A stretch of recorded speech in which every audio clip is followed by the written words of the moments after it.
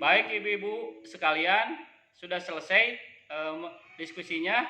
Sudah. Iya, kalau sudah selesai diskusinya, saya akan coba meminta perwakilan kelompoknya atau ketua kelompoknya untuk menjelaskan hasil diskusi tadi.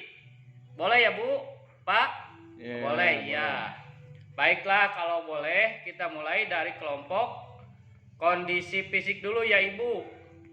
Untuk perwakilan kelompok kondisi fisik, saya persilahkan. Ya, sudah kelompok kondisi fisik? Sudah. Kalau sudah, untuk kelompok yang lainnya, coba perhatikan dari hasil tadi penyampaian kelompok kondisi fisik. Untuk kelompok kondisi fisik, saya persilahkan tadi sudah selesai ya. Sudah selesai. Baik, kalau sudah saya minta kelompok selanjutnya untuk menyampaikan hasil diskusinya. Sudah?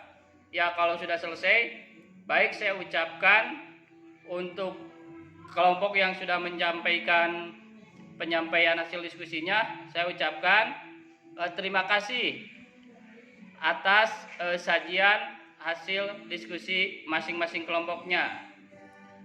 Selanjutnya, ibu-ibu sekalian, untuk kelompok kondisi psikososial, saya persilakan. Kepada kelompok psikososial, monggo dipersilakan untuk memaparkan hasil diskusinya. Monggo perwakilan ketua kelompoknya, monggo. Ya, sudah selesai. Ya, terima kasih. Kalau sudah selesai. Dan kelompok yang lainnya sudah menyimak ya.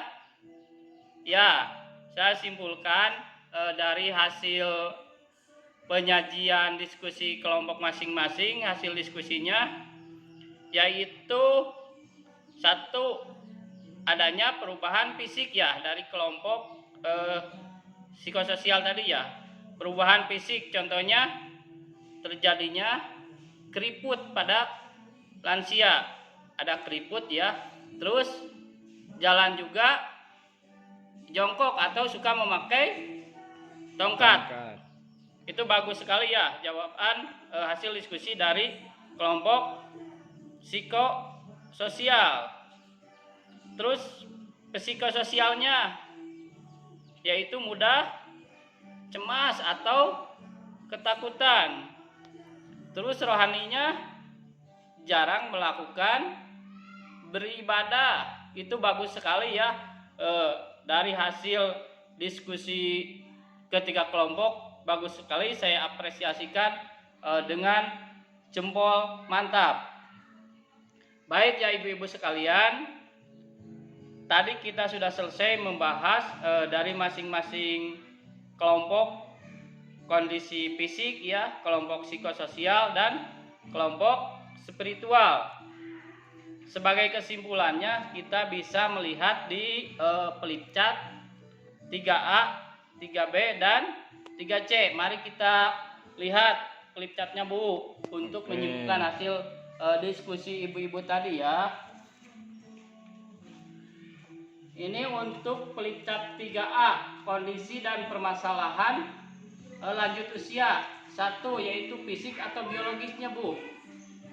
Perubahan fungsi organ tubuh yang menyebabkan terjadinya satu, perubahan suhu tubuh menyebabkan kulit kering atau keriput. Upami dijemema Bu, sok itu alhamdulillah Bu, abi mah masih cangkar berarti belum lansia ya.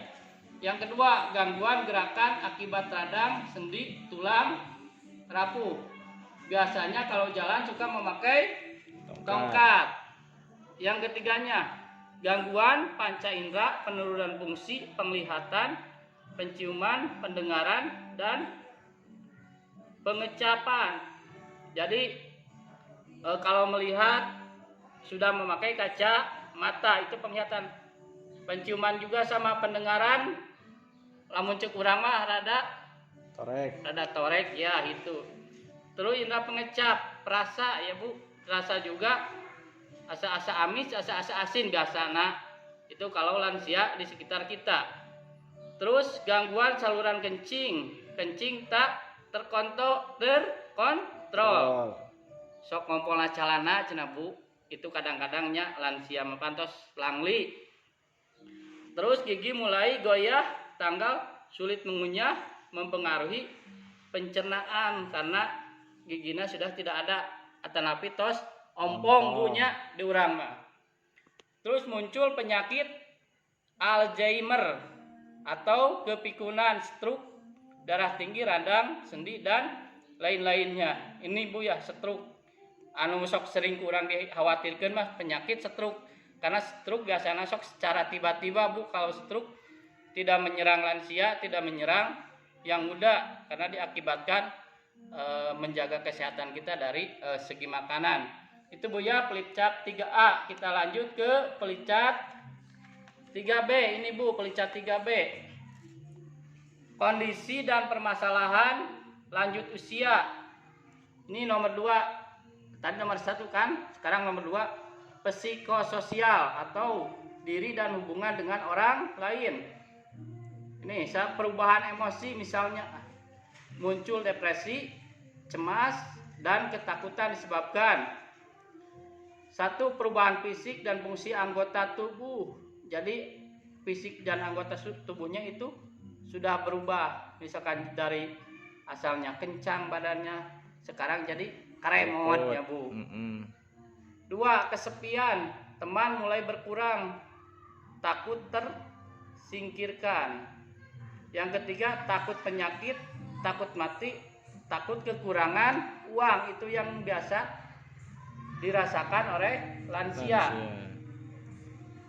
Agresif atau marah-marah, menyerang, menendang pintu dan lain-lain. Perubahan sikap dan perilaku, misalnya cenderung diam di rumah, gerakan lamban, susah pergi jauh. Itu ya sering dilakukan kalau kita punya lansia di rumah seperti itu ya Bu. Terus murung, melamun, memerlukan teman bicara. Jadi lansia juga memerlukan teman untuk bicara, berorientasi pada masa lampau. Kamu cek urang masuk ngahayal. Hubungan dengan tetangga kurang baik. Ini harus bisa dijaga Bu. Kita sebagai anaknya harus menjaga hubungan orang tua kita kalau sudah lansia dengan tetangga. Karena kalau lansia suka bermacam-macam Bu, gogorowokan mah kumaha amek-amekan, itu harus kita jaga untuk menjaga permasalahan dengan tetangga. Ini Bu pelicat 3C-nya. Kondisi dan permasalahan lanjut usia. Ini yang nomor 3-nya Bu. Spiritual atau rohani. 1. Jarang beribadah, menjadi tidak sabar, kurang bersyukur, berpikir negatif. Jadi kebanyakan lansia itu di rohaninya jarang beribadah atau menjadi tidak sabar. Malahan aku tetanggi abdi mah tos lansia jam 11 tos ada duhur. Itu biasanya. Yang keduanya tidak tabah dalam menerima kondisi penuaannya, karena menua karena harus memakai alat bantu. Tidak tabah itu karena memakai alat bantu seperti upami papa kudu nganggo iteuk, pajarkeun mah cek budak ayeuna mah sukuna jadi tilu. Terus kurang mau berbagi dengan orang lain ini Bu. Jadi kurang berbagi dengan orang lain, tidak mau berbagi masalah kepada orang lain atau bahkan keluarganya sendiri, suka dipendam sendiri. Ini yang terakhir, selalu menunjukkan super powernya dan menganggap diri selalu benar. Jadi pasok nganggap kumaha urang we cenah, kumaha si bapa we, kumaha si bapa. Jadi menganggap dirinya sebagai super power. Itu ya Bu, dari paparan mengenai kondisi atau permasalahan lansia yang telah ibu-ibu diskusikan tadi. Kesimpulannya seperti ini ya Bu. Terima kasih Bu atas segala perhatiannya.